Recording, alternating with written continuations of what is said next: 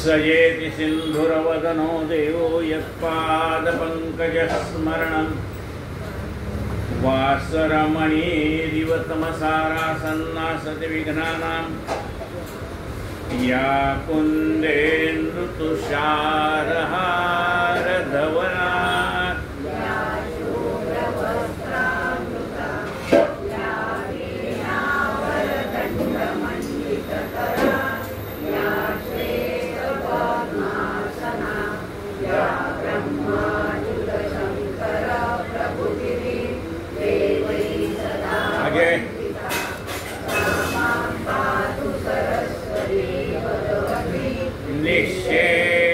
निःशेषदाढ्यापः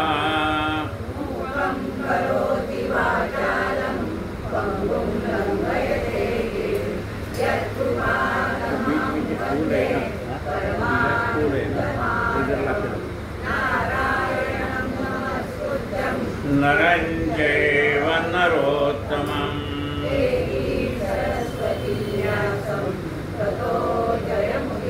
और बीच में क्या निकल दो तुलसी कंस चाणूरमर्दना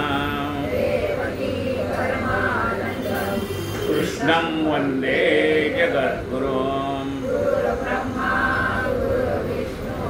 गुरुर्देवो गुरुः साक्षात् तस्मै श्री श्रोता वक्ता जय जय।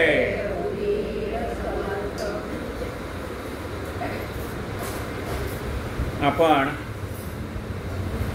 समर्थ रामदास स्वामी कृत करुणाष्टके यावरती यथाशक्ती चिंतन करतात। काल 8वं चरण चालू होतं।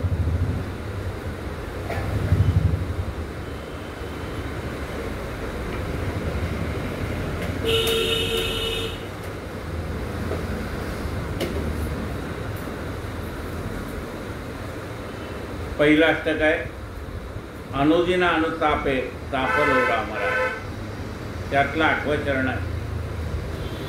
सबळ जनक माझा रामला वण्य पेटी, म्हणून मज पोटी लागली आस मोठी।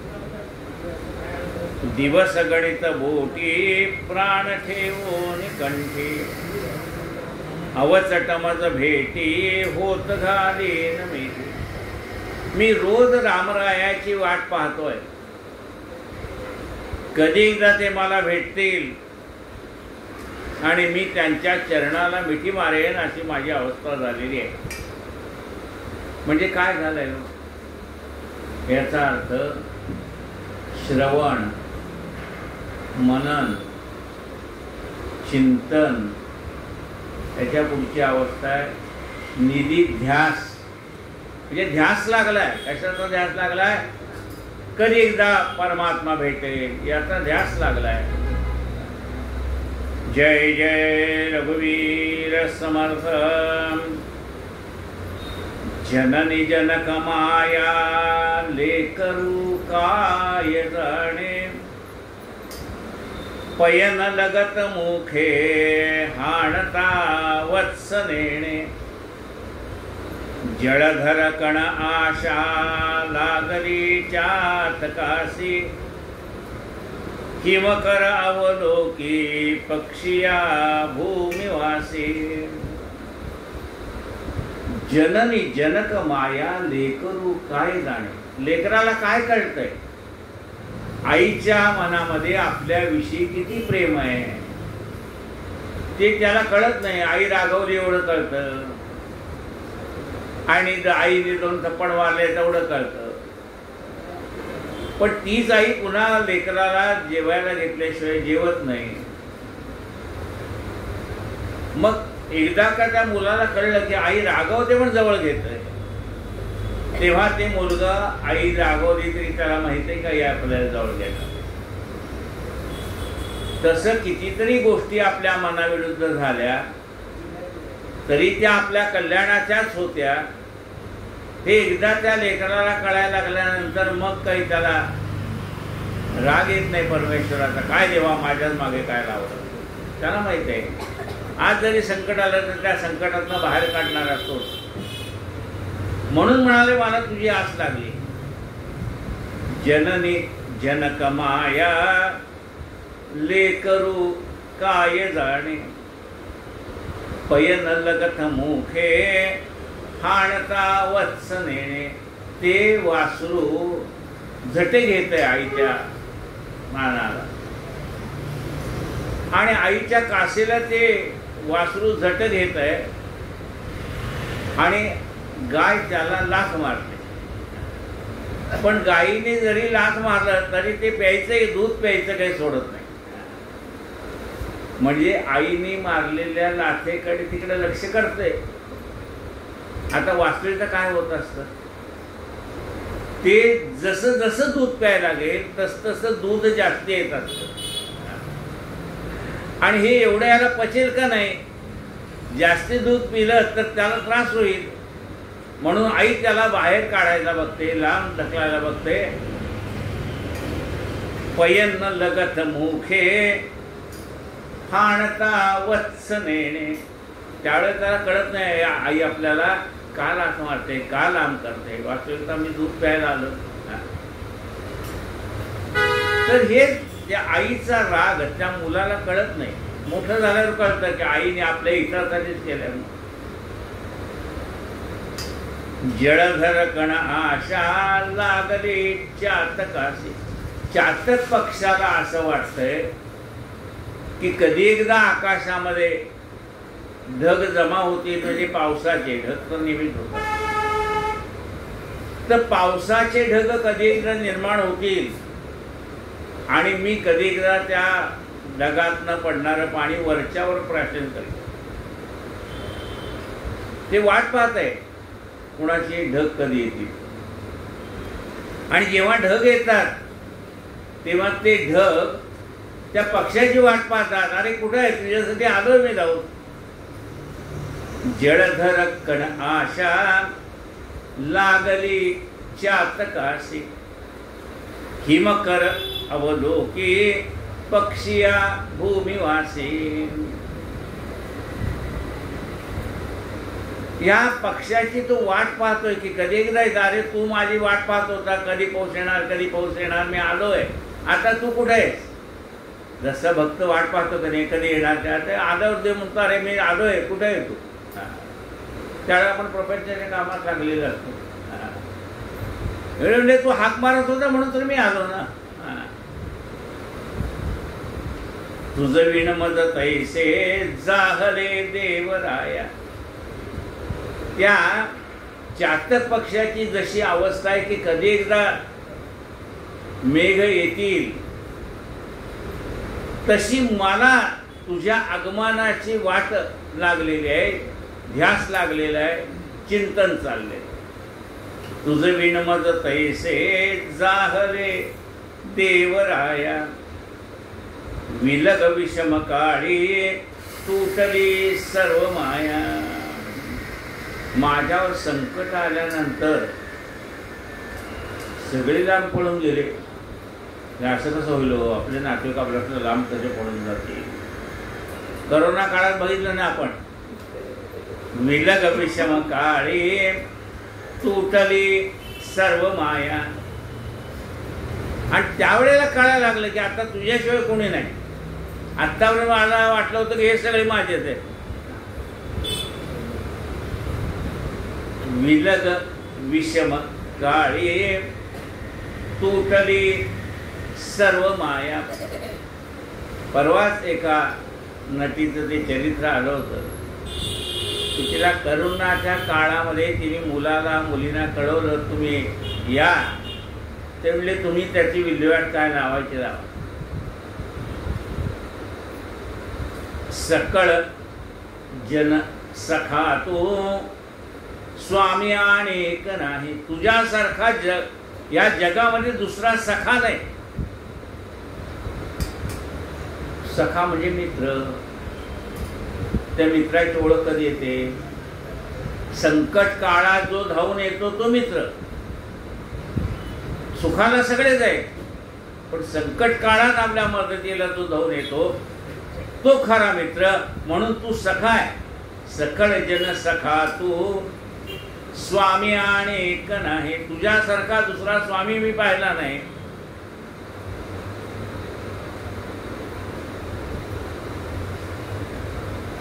विषय व मन जैसे त्यागिले सर्व काही. आणि तुझी ध्यास एवढं मला लागलेले, कधी एकदा भेटशील तर मला आता काय परिस्थिती झाली म्हणाले की या ज्या विषयामध्ये मी गुंतून पडलेलो होतो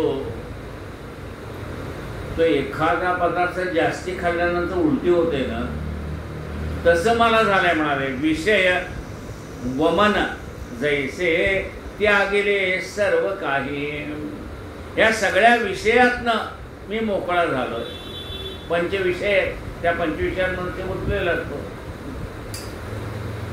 मग म्हणाले ह्या पाची विषयातनं जर मी मन निघालेलं असेल, आणि मन तर विषयाशिवाय राहू शकत नाही.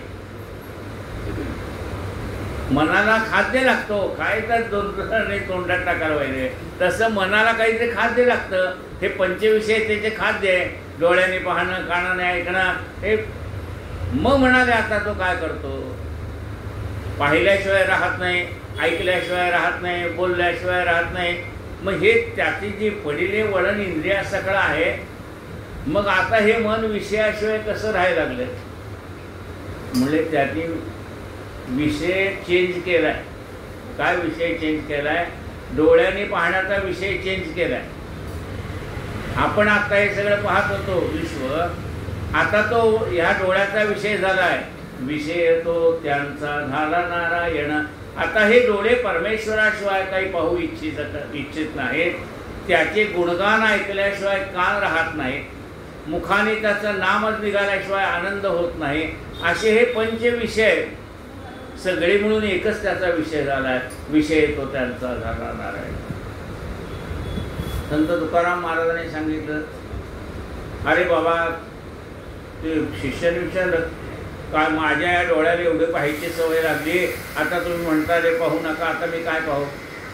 डोळे तुम्ही घ्या रे सुख, पहा विठोबाचे मुख. तुम्ही ऐका रे कान, माझ्या विठोबाचे गुण. मना तेथे धाव घे राही विठ्ठलाचे पाय.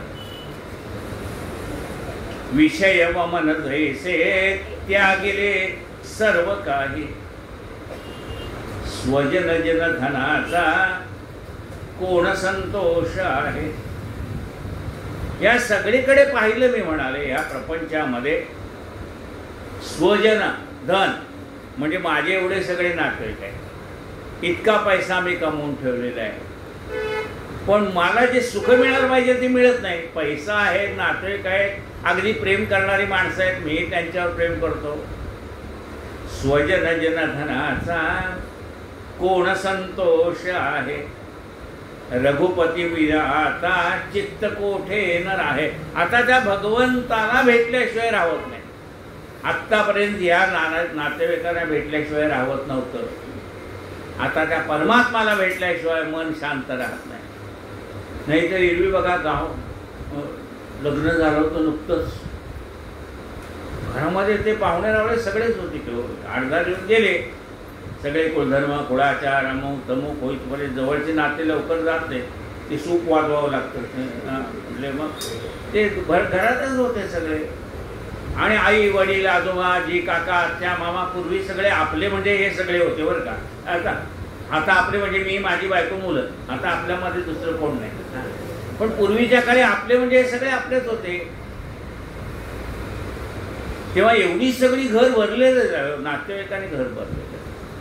हा आला इकडे इकडे इकडं पाहतो, काही चेंज पडे ना. अहो ही कुठे आहे? म्हणजे आम्ही एवढे त्याच्याकडे ती.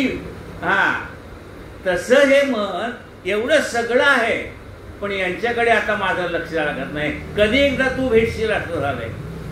स्वजन जन धनाचा कोण संतोष आहे. रघुपती विना आता चित्त कोठे न राहे. म्हणलं एवढं तुम्हाला वैराग्य प्रपंचाविषयी निर्माण व्हायचं काय कारण झालं? म्हणले अनुभव आहे ना. म्हणजे काय अनुभव आहे? अहो हे माणसं आपण ज्याला जीवलं म्हणतो ना तेच आपल्याला अग्नी देतात. हा, जीव लग जीव घेते प्रेत सांडोनी जाते. जीवलगच जीवलग जीव घेती प्रेत सांडोनी जाते. मला वाटलं सगळे माझ्यावर करतात पण मला एकट्यावर गेले सगळे बरोबर आहे. जीवलग जीव घेती प्रेत सांडोनी जाते विषय सकळ नेती मागुता जन्म देती. जेवढं मी साठवलंय सगळं त्यांनी वाटून घेतलं. मी विचार केला वरती जाताना काही घेऊन जाऊ, काही शिल्लक नाही आहे, वरती काय घेऊन जाणार. विषय सकळ नेती मागुता जन्म देती. म्हणजे माझं मन त्या भगवंताकडे लागण्याचं काय कारण आहे? तर हे जे प्रपंचातले अनुभव आहेत सगळेच काही अनुभव आपल्याला मेल्यावरती कळतील असं नाही हो. बाकी जिवंत असताना दुसऱ्याच्या मरणावर आपल्याला मरणाचं दुःख कळतं. जीव लग जीव घेते प्रेत सांडोनी जाते. मागे स्टोरी आली होती. मुलगा सून सगळे फॉरेनला राहत होते, हे इकडं आजोबा आजी दोघं.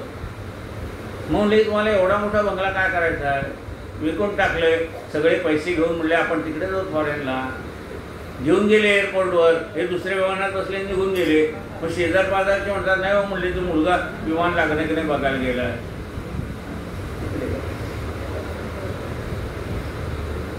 जीव लग जीव घेती प्रेत सांडोनी जाती विषय सकळ नेती मागुता जन्म देती. एवढं वैराग्य मनामध्ये निर्माण व्हायचं कारण हे सगळे दुःख आपल्या एकट्याच्या वाट्याला यायला पाहिजे असं नाही, दुसऱ्याच्या अनुभवात नाही शिकलेले. सकळ जन भवाचे आखिले वैभवाचे. सगळे म्हणाले वैभवाचे म्हणजे यातलं मला काय मिळेल याचे. त्या आईच्या अंगावर असतं बघा पाटल्या बांगड्या अमुक तमुक. ती गेली की मग बघा हे ती 2 पाटल्या होत्या मला माहित आहेत, 2 बांगड्या होत्या अमुक होतं, मग ते मला मिळालं पाहिजे. सकळ जन भवाचे आखिले वैभवाचे. जीव मग आम्ही याला जीवलग म्हणतोय. जीव लग मग कैचे साधते हे साचे. जग कसं आहे दिल्या घेतल्याचे. कुणी कुणाचा नाही जगती जो तो आपले पाहे सांगा याची नाती सगळी. जीव लग मग कैचे चालते हे साचे. विलग विषम काळे सांडिती सर्व माळी. रघुवीर सुखदाता सोडवी अंत काळी. विषम वाईट वेळ आली की लोक आपल्याला सोडून जातात.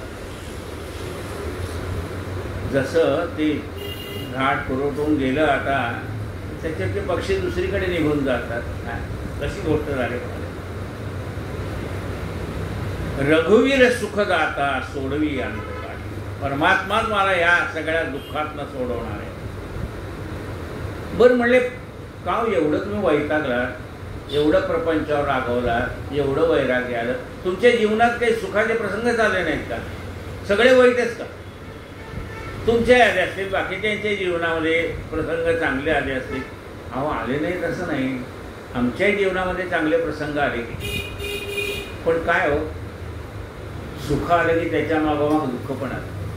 सुख सुख म्हणत आहे दुःख ठाकोनी आले.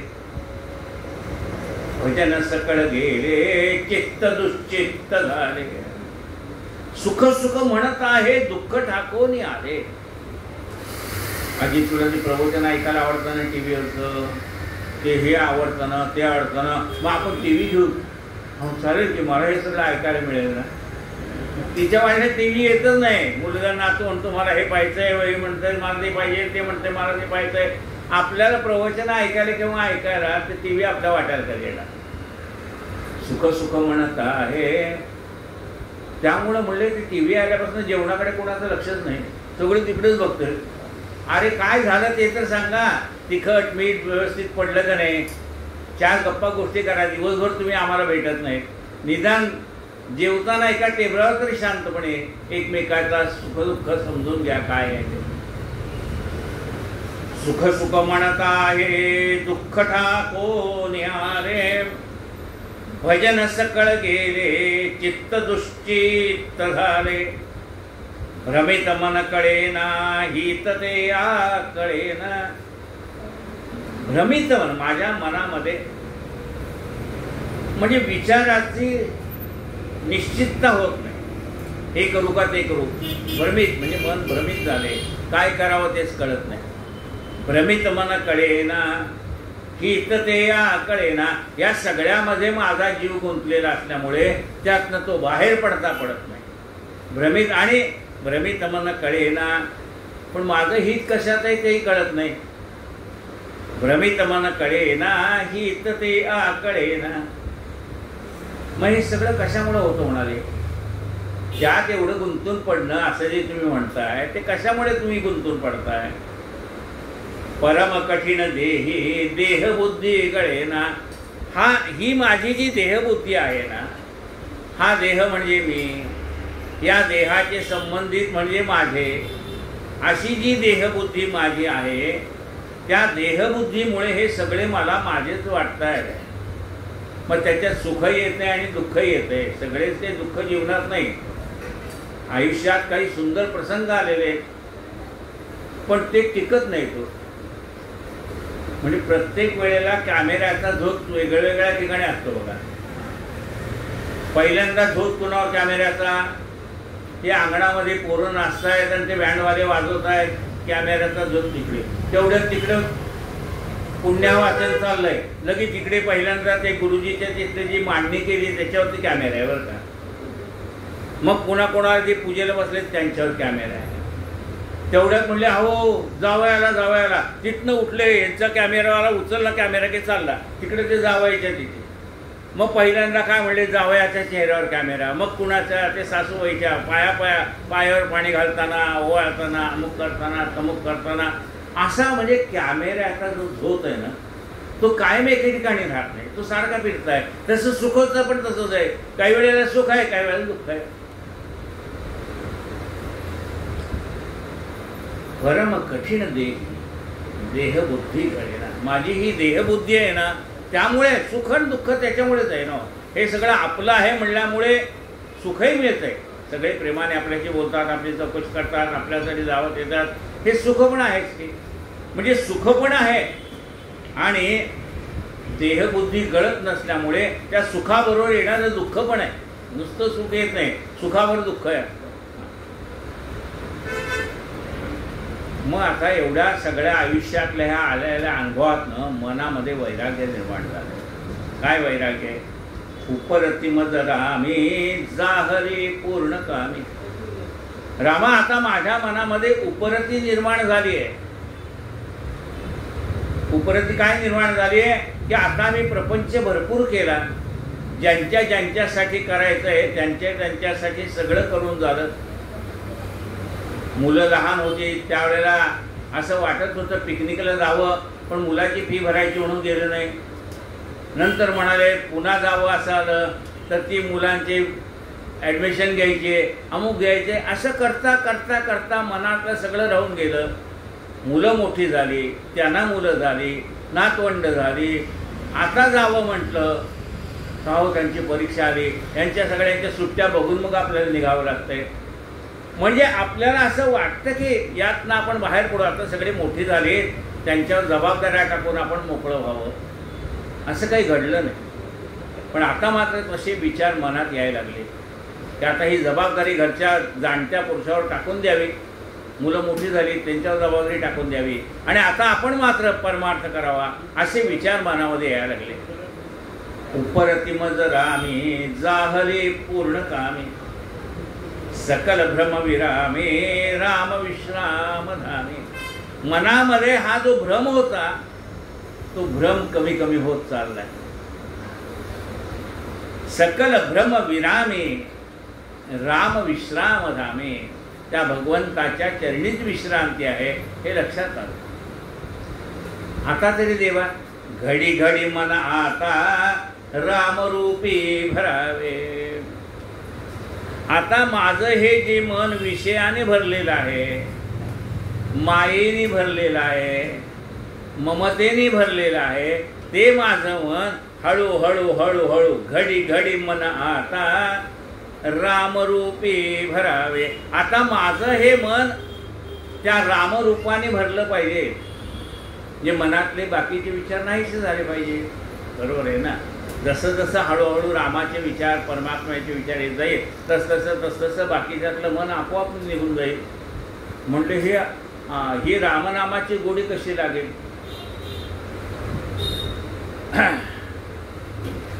तर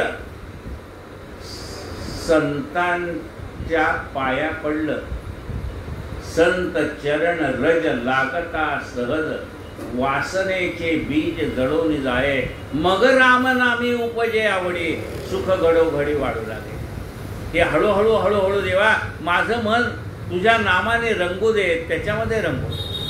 घडी घडी मन आता रामरूपी भरावे, रवी कुलतील कारे आपुलेसे करावे. देवा आता मला आपलं म्हण, आपलं सकर.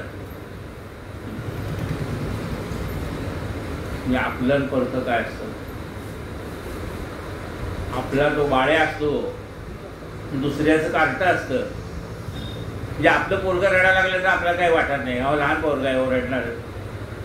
आणि दुसऱ्याचं पोरगं रडायला लागली, काय ते कार्ट रडतं सकाळपासून बघा. त्याच्या आई वडिलाला काही कळत नाही का आपलं पोरगं रडतं.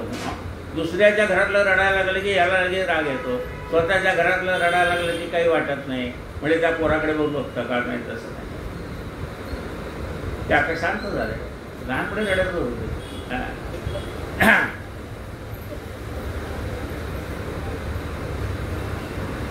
आपलेसे करायचं म्हणजे ते इतरांचं मूल आणि आपलं मूल यात फरक आहे का नाही. दुसऱ्याचं मूल आणि आपलं मूल यात फरक आहे. म्हणजे आपल्या मुलाबद्दल ममत्व असतं, प्रेम असतं, माया असते.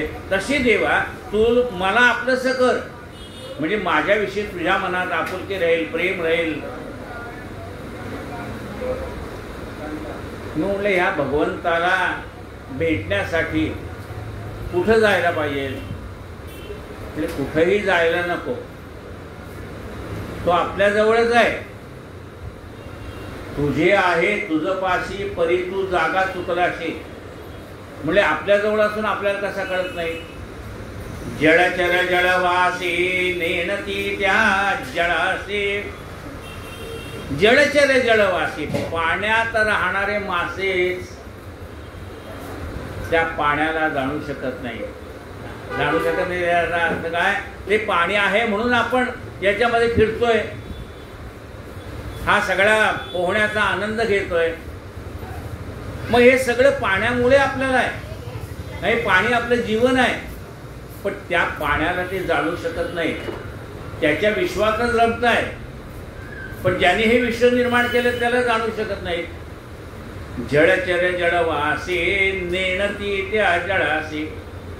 निशिदिन तुझ पाशी चुकलो गुण रासे. तसं हे देवा तूच निर्माण केलेले ह्या विश्वामध्ये आम्ही राहतोय, पण तुला मात्र आम्ही जाणू शकलो नाही. जसं पाण्यात राहणारा मासा पाण्याला जाणू शकत नाही, तसं आम्ही तुझ्याच विश्वात राहिलोय, तूच निर्माण केलेल्या विश्वात राहिलोय, पण आम्ही अजून तुला जाणू शकलो नाही. काय म्हणतो का समर्थाने. जयास जेथे राहणे तेने त्या प्रभूची भेटी घेणे. ज्याला जिथं राहायचंय ना त्याने तिथला मुख्य कोण आहे त्याची आधी गाडी घ्यावी लागते. नाहीतर हा कोण आला कुठं आला असं होतं. मग ते आधी सगळ्यांची गाठ घेतली, मग हा आपलाच मनुष्य आहे, राहू द्यात काय हरकत. म्हणजे ज्याला जिथे काम करायचंय, ज्याला जिथे राहायचंय त्याने तिथे मुख्य कोण आहे त्याची गाडी घ्यायला पाहिजे. तसंच आपण ज्याच्यामध्ये राहतो ह्या विश्वामध्ये त्याचा जो प्रमुख परमात्मा आहे त्याची गाठ आपल्याला घेता आली पाहिजे. निशिदिन तुझ पाशी चुकलो गुण राशी. मी एवढ्या माया मोहात गुंतलेला असल्यामुळे देवा तुला जाणायचं राहून गेलं. निशिदिने तुझ पाशी चुकलो गुण राशी भूमिधर निगमासी वर्णवेना जयासी सकल भुवनवासी भेटी दे रामदासी। भूमिधर भूमिधर निगमासी वर्णवेना जयासी। भूमिधर म्हणजे कोण आहे? भूमीला धारण करणारा तो कोण आहे? सहस्त्रपणाचा शेष आहे। भूमिधर निगमासी म्हणजे भूमिधर असणारा सहस्त्रपणाचा शेष ज्याच्यावरती भगवंत आरूढ झालेले आहे तो सुद्धा तुम्हाला जाणू शकला नाही। म्हणजे त्या हजार मुखाचा शेष सहस्त्रमुख त्याने त्या भगवंताचं वर्णन करायला सुरुवात केली। नंतर त्याला वर्णन करता येईना, त्याचे जिभेचे दोन तुकडे झाले, या सर्पाच्या तोंडात असे दोन आपल्याला दिसले। म्हणजे ज्या ठिकाणी सहस्त्रमुखाचा शेष तुम्हाला जाणू शकत नाही ते तुम्ही काय जाणणार? निगम म्हणजे वेद, ते वेद सुद्धा तुम्हाला जाणू शकले नाही। नेती नेती पराश्रुती असं म्हणतात की आम्ही तुला जाणू शकत नाही, असं वेद आहे म्हणतात। वेदा नाही कळला अंत पार याचा कानडा राजा पंढरीचा। म्हणून भूमिधर निगमासी वर्णवेना जयासे। हा भूमिधर असणारा सहस्त्रपणाचा शेष, निगम म्हणजे वेद, हा शेषही तुला जाणू शकला नाही। हे वेद पण तुला जाणू शकले नाहीत, मग माझ्यासारखा सामान्य मनुष्य तुझी स्तुती कशी करणार? बरोबर आहे ना? म्हणजे ज्याला हजार मुख आहेत तो तुझी स्तुती करण्याला असमर्थ झाला, तिथे मी एका मुखाने काय तुझं वर्णन करू? भूमिधर निगमासी वर्णवेना जयासी सकल भुवनवासी भेटी दे रामदासी। सकल भुवनवासी, प्रत्येकाच्या घरामध्ये तू आहेस। घर म्हणजे काय? देह। त्या प्रत्येकाच्या देहामध्ये तू आहेस की? जी जी भेटे भूत तेथे मानिजे भगवंत, याच्या आवाज प्राणी मात्रामध्ये तू आहे। म्हणजे सगळ्यांच्या ठिकाणी तुझा वास आहे। सकल भुवनवासी भेटी दे रामदासी। देवा मला भेट दे, म्हणजे सगळ्यांच्या हृदयात आहे तर माझ्या हृदयात तू असणार आहेस, पण माझ्या हृदयात असून सुद्धा मी तुला जाणू शकत नाही, तर मला तुझं दर्शन होऊ दे। इतकी त्याला तळमळ लागली आहे आणि म्हणून तो परमार्थाकडे वळलाय की आता काही नाही, आता मला तो देव भेटला पाहिजे। म्हणजे कसं? तर आई कामात होती, म्हणजे एवढं काय आईला काम पडलं? अहो म्हणजे दिवाळीची फराळ आहेत ना। आई सगळे कामात होती आणि ते लहान पोरगं सारखं मध्ये मध्ये मध्ये मध्ये करायचं। मग आईने त्याला खेळणी दिली, ते पोरगं थोडा वेळ खेळायला लागलं, खेळता खेळता रमून गेलं, पुन्हा ते कंटाळलं, ते सगळे टोपलीमध्ये भरून टाकले खेळ, पुन्हा रडायला लागलं। मग त्याला आवडणारा खाऊ दिला, पुन्हा थोडा वेळ ते खाण्यापिण्यामध्ये लागलं, पुन्हा बघते तर ते ऐकेना। मग त्याच्याजवळ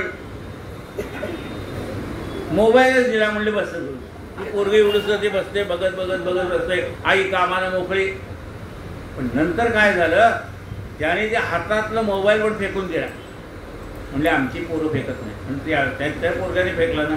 हां, त्याने आपल्या हातातला मोबाईल टाकून दिला आणि ते रडत रडत आईकडे आलंय। आईकडे आल्यावर आईला कळलं आता ह्याला माझ्याशिवाय काही नको। आणि मग आई त्याला कडेवर उचलून घेते आणि कडेवर उचलून घेऊन तिथे तिची कामं करते। इतक्या वेळ त्यांनी कडेवर उचललं होतं, त्या लेकराला नाही उचललं। तसं आम्ही सुद्धा असंच आहे, देव आमच्यापुढे एक एक एक खेळणं टाकतो, आम्ही त्याच्याशी खेळत बसतो आणि खेळता खेळता खेळता मग एक अवस्था अशी आली की आता देवा तुझ्याशिवाय मला काही नको। सकल भुवनवासी भेटी दे रामदासी। जय जय रघुवीर समर्थ। आज पहिलं अष्टक आपलं पूर्ण झालंय, 15वा श्लोक पहिल्या अष्टकातला पूर्ण झाला। जय जय रघुवीर समर्थ। कायेन वाचा मनसेंद्रियर्वा बुद्ध्या प्रकृती स्वभावात्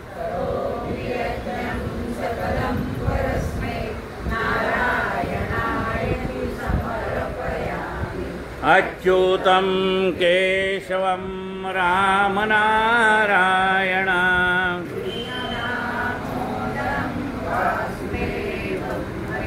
श्रीधरं माधवं गोपिकावल्लभं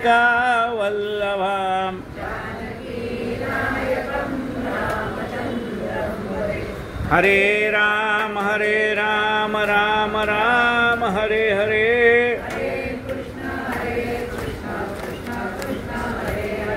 हरे राम राम राम हरे हरे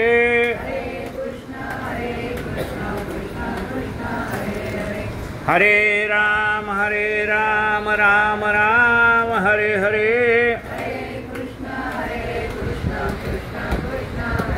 कृष्ण भगवान की जय। आरती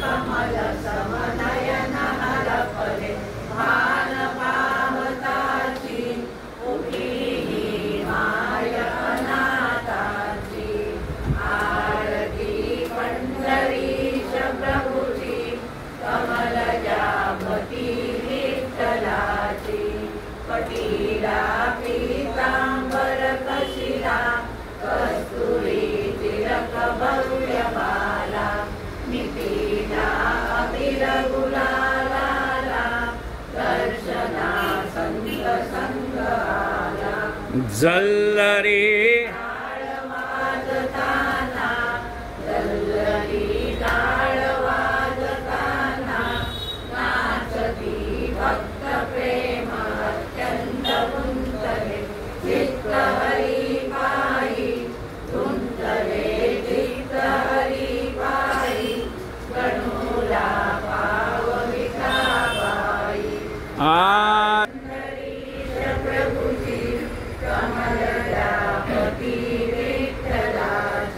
सद्गुरु गजानन महाराज की जय। जगतगुरु संत तुकाराम महाराज की जय। जय जय रघुवीर।